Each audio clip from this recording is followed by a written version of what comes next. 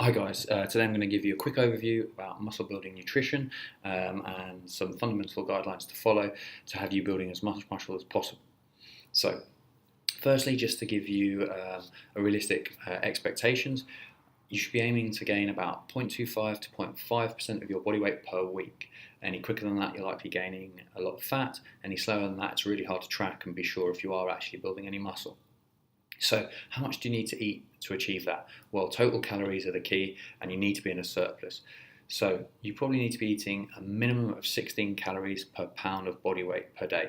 Now that's a minimum. For many of you it'd be 17, 18, 19, even 20 times that. For some people I've had people go as high as 22 times their body weight. But 16 is a minimum. If you start there, you can adjust upwards if need be. Now after that, most important is to get your macronutrient ratio good. So proteins, fats and carbs are the macronutrients, and about a gram per kilo of body weight is a great place to be for protein, and that will maximise muscle protein synthesis across the course of the day.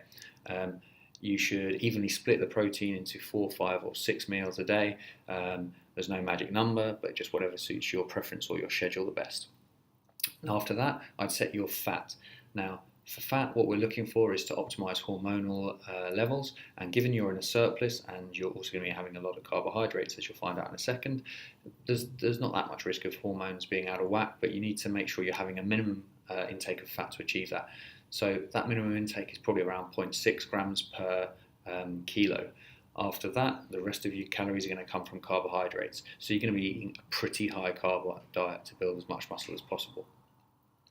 So I've already discussed that you should be aiming to gain 0.25 to 0.5% of your body weight per week during a mass gain phase. Make any adjustments to your calories and macronutrients based on scale weight. If you're not gaining at that rate, if you're not seeing that increase in weight coming on quickly enough, then you're going to need to eat more.